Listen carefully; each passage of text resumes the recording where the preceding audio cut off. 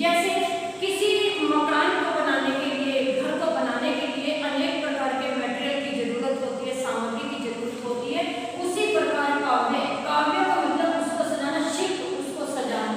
यहाँ पर इन पंक्तियों में बैठी बैठी कुछ ऐसे अलंकार भी प्रयोग हुए, बैठी बैठी सींची सींची में पुनरुक्ति प्रकाश अलंकार है।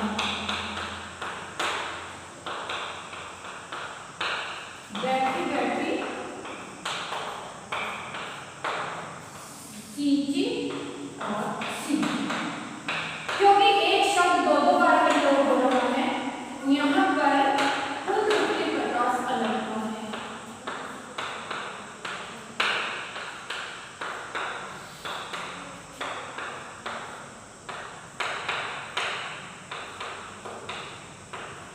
इसमें पुनरुक्ति प्रकाश अलंकार है। प्रेम बेली, प्रेम बेली आनंद फल, प्रेम बेली और आनंद फल। आनंद फल में रूपक अलंकार है।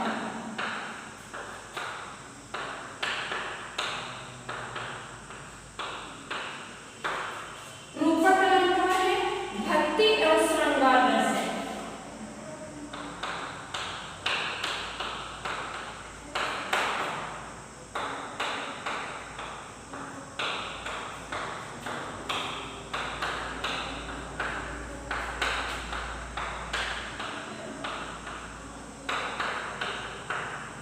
श्रृंगार रस का प्रयोग हुआ है और प्रसाद एवं माधुर्य गुण है।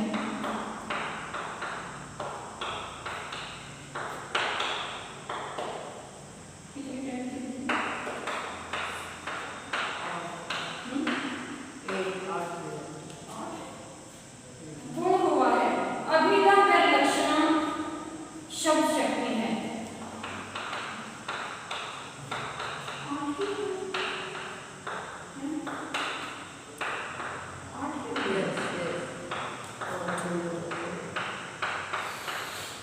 शब्द शक्ति अभिधा और लक्षणा है और पद्यांश में आत्म परक शैली है।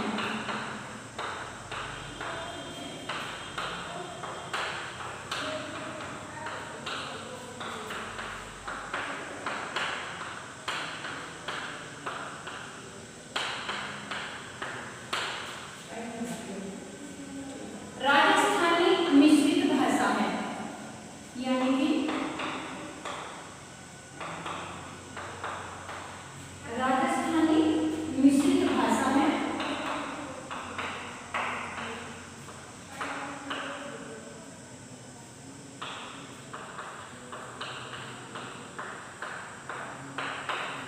सरल और सहज, ये इसके अंदर शिल्प सौंदर्य और काव्य सौंदर्य है।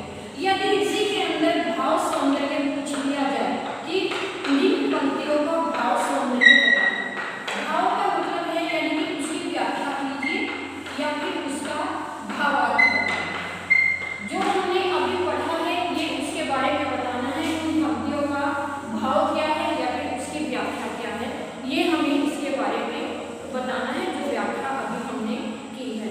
बच्चों, इस पद की जो व्याख्या है, जो प्रश्न है, वो आपको अपनी नोटबुक में करके लाने हैं।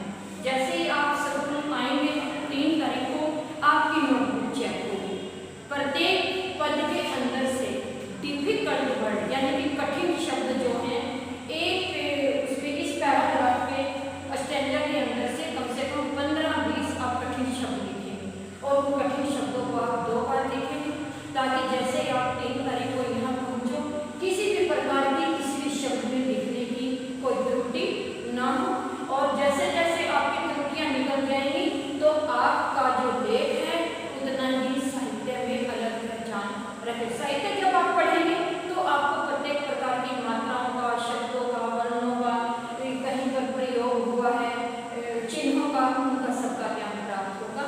इसलिए प्रत्येक पद के अंदर से आपको जो कठिन शब्द हैं वो कम से कम 15 या 20 के आसपास करने हैं। ये आपको